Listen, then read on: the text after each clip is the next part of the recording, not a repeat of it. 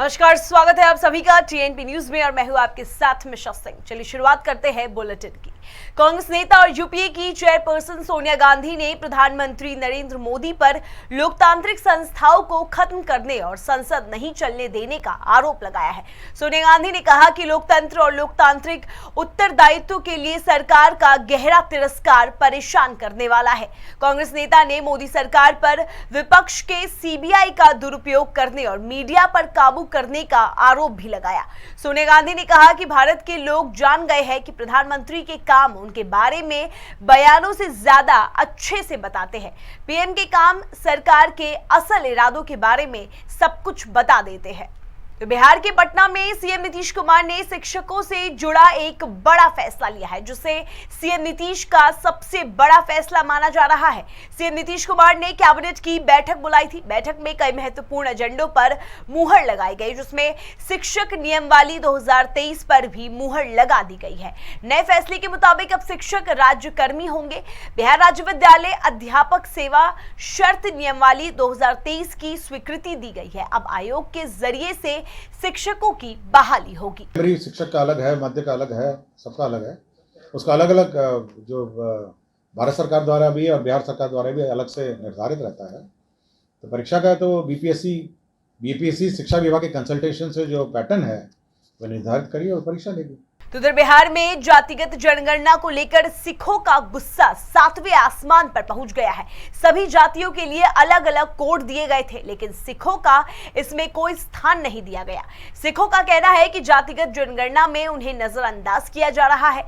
गुरुद्वारा प्रबंधक कमेटी के प्रधान लखा सिंह ने कहा कि पूरे देश में सिख समुदाय को अल्पसंख्यक का दर्जा प्रदान किया गया है, लेकिन बिहार में यह दर्जा प्रदान नहीं है। ये बड़ी दुर्भाग्यपूर्ण बात है।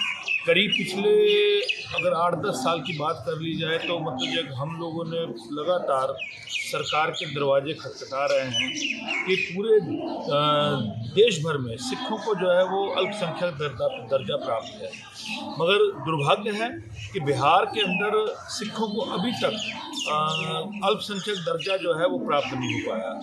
और जब हमें अब अल्पसंख्यक दर्जा प्राप्त नहीं है तो उसका कोई लाभ भी जो है ना हमें किसी हमारे नौजुवा पीढ़ियों को मिलता है, ना सिख छात्र छात्राओं को इसका कोई लाभ मिलता है। किसी भी क्षेत्र में इसका कोई लाभ नहीं मिल रहा। बिहार में जो सिख समुदाय हैं, जो अभी जातिगत जनगणना हो रहा है, तो सिखों में भी बहुत सारी जातियां होती हैं और सरकार को जातिगत जनगणना करने के पहले एक धर्म के लोगों को साफ छोड़ देना, सिख धर्म को, कहीं न कहीं पदाधिकारियों का इसको गलती तो माना जाएगा।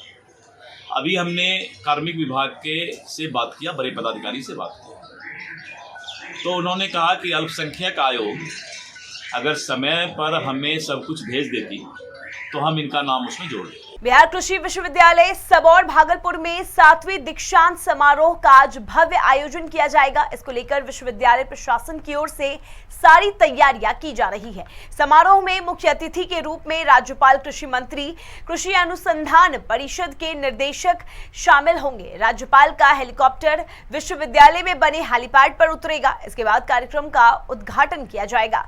छात्र छात्राओं को राज्यपाल संबोधित करेंगे। वही छात्र छात्राओं को गोल्ड मेडल और डिग्री से सम्मानित करेंगे। कुलपति डॉक्टर डीआर सिंह कार्यक्रम को लेकर लगातार सक्रिय दिख रहे हैं। वही छात्र कार्यक्रम को लेकर काफी उत्साहित नजर आ रहे हैं। जी, हम लोग सब बहुत एक्साइटेड हैं। पूरा कैंपस में सारे स्टूडेंट आए हुए हैं, सारे कॉलेज के, और 3 बैच का यहाँ पे हो रहा है अभी, और 3 मतलब हम लोग बहुत दिन से वेट भी कर रहे थे इसका, तो अभी फाइनली हो रहा है। तो लगभग हमारी सारी तैयारी आज शाम तक पूरी हो जाएगी और आप खुद स्वयं दे सकते हैं कि पहली बार हम लोगों ने शायद एक हॉल में अरेंजमेंट किया है। इसके पहले हम लोग बाहर करते थे, तो इस हॉल में अरेंजमेंट जो मैं देख रहा हूँ करीब 70% तैयारी हो चुकी है। बाकी जो बचा है वो शाम तक हम लोग कर क्या कुछ बिहार के गया सर्किट हाउस के सभागार में चाकंद थाना क्षेत्र में रामनवमी पर दो समुदायों में हुई झड़प मामलों में सूबे के सहकारिता मंत्री सह बेलागंज विधायक की अध्यक्षता में शांति समिति की बैठक आयोजित की गई, जिसमें दोनों पक्षों के लोगों को बुलाया गया। बैठक में दोनों पक्षों के करीब 50 लोग शामिल हुए। मंत्री डॉक्टर सुरेंद्र प्रसाद यादव ने दोनों पक्षों के बीच पहल कर सांप्रदायिक सौहार्द की मिसाल पेश करते हुए शांतिपूर्ण माहौल में समझौता कराया। दोनों समुदाय के लोगों ने मंत्री की पहल पर सहमति जताते हुए एक दूसरे को गले लगाया और विवाद खत्म किया। उन्होंने बताया कि सहमति की कॉपी कोर्ट में पेश कर केस को खत्म कर दिया जाएगा और लोग अमन चैन से रहेंगे। मंत्री जी का यह पहल बहुत ही सराहनीय है कि दोनों पक्षों को मिलाने का काम इन्होंने किया, जिसको कुछ लोगों ने आपस के सद्भावना और प्रेम को खत्म करना चाह रहे थे। इस चीज़ को हमारे मंत्री जी ने पूर्ण करने की कोशिश की और ये बहुत अच्छा पहल हुआ। तो हम लोग माइनॉरिटी के साथ जो माई समीकरण है, हम लोग को रिलीजन खास करके उसमें उत्तेजित नहीं होते हैं, धर्मनिरपेक्षता में विश्वास रखते हैं। कुछ लोग हम लोग को भाईचारा को तोड़ने की कोशिश किया, इसको हम लोग बहुत बारीकी से अध्ययन किया और अध्ययन के उपरांत महसूस किया कि कुछ लोग हम लोग को आपसी विवाद कराना चाहते हैं, हमारी ताकत को तोड़ना चाहते हैं। उसको हम लोग बहुत करीब से देख करके मंत्री जी को गार्जियन के रूप में रखा और मंत्री जी हम लोग से ज़्यादा सेंसिटिव इस मामले में हुए। तो हम लोग के अंदर अब कोई किसी तरह की शिकवा शिकायत विवाद नहीं है। हम लोग सभी धर्मों को सम्मान करते हैं, चाहे मुस्लिम धर्म हो, सिख हो, ईसाई हो, और हमारे मुस्लिम भाई भी हमको सम्मान करते हैं। रामनवमी के त्यौहार पर दो समुदाय के बीच में जुलूस निकालने के उपरांत ढकाइन एवं डब्बों के बीच में काफी विवाद उत्पन्न हो गया। उसी विवाद को आपस में भाईचारा बनाने के लिए आज यहाँ पर एकत्रित हुए हैं। क्योंकि ढकाइन से जुलूस चाकंद बौली पर जाता है और वहां जाकर समाप्त होता है। चारों तरफ से बौली पर आता है जुलूस रामनवमी का और एक दूसरे से लोग वहां पर मिलन करते हैं और उसको उपरांत समाप्त हो जाता है।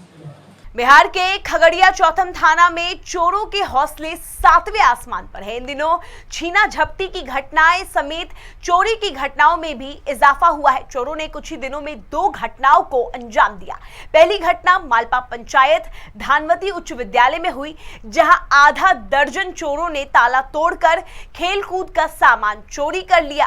वहीं दूसरी घटना धानावती उच्च विद्यालय से सटे चौथम इंडियन ग्रामीण वितरक गोदाम में हुई।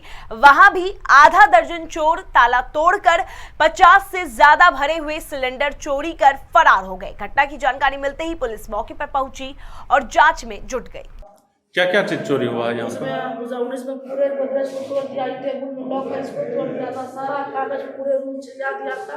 बाद में उसमें पता नहीं चला हमको, बाद में जब जरूरी पड़ता है कागज जब निकालते हैं तो कागज जो नहीं है उसमें कागज ले लिया। उसके बाद सस्पेन, बच्चे खेलने वाला जितना सामान था, बैट बॉल, पैड, वॉलीबॉल, इसके बाद बैडमिंटन, लूडो, कैरम बोर्ड सब। कब की घटना है?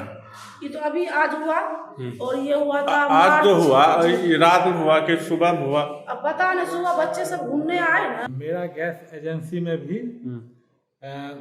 दीवार तरफ के मेन गोदाम के मेन गेट को तीनों तारा खंती से मोचार करके, जो खंती अभी भी बरामद है, ताला टूटा हुआ 2 है, 1 नहीं है, जिसमें से गेट तोड़ करके ये 14 kg वाला सिलेंडर 50 से ऊपर लेके चला गया है बिहार के नवादा में आरक्षी अधीक्षक ने हत्या के 2 मामलों का खुलासा किया, जिसमें अभियुक्तों की गिरफ्तारी की जानकारी दी। आरक्षी अधीक्षक के मुताबिक बेनीपुर गांव में पार्टी में गोली चलने के दौरान एक व्यक्ति की मौके पर ही मौत हो गई थी, जिसमें 6 में से 4 अभियुक्तों को हिरासत में लिया जा चुका है। वहीं 2 अभियुक्त फरार चल रहे थे, जिनकी गिरफ्तारी अब कर ली गई है। इसके अलावा दूसरा मामला रोह थाना के समगढ़ का है, जहां महिला की हत्या के आरोप में 3 अभियुक्तों को गिरफ्तार किया गया है। हत्या की घटनाओं को काफी सीरियसली लिया जाता है। आप लोगों को जानकारी होगी कि दिनांक 5/3/2023 यानी कि होली से लगभग 3 से 4 दिन पहले रूपो ओपी थाना क्षेत्र के अंतर्गत बेनीपुर गांव है, वहां पर रात्रि में फायरिंग की घटना घटी थी, जहां से हम लोगों के द्वारा 2 कट्टा 7 खोखा देशी शराब, विदेशी शराब बरामद किया गया था। वहां पर एक व्यक्ति की मृत लाश भी पड़ी हुई थी। उसके बाद हमारे द्वारा 302 का हत्या के केस का एक FIR दर्ज किया गया था और आगे अनुसंधान किया जा रहा था। तो उस केस में अभी तक हम लोगों के द्वारा 4 अभियुक्तों को पूर्व में जेल भेज दिया गया है। चलिए, इस बुलेटिन में बस इतना ही। देश और विदेश की तमाम खबरें देखने के लिए बने रहिए TNP न्यूज के साथ।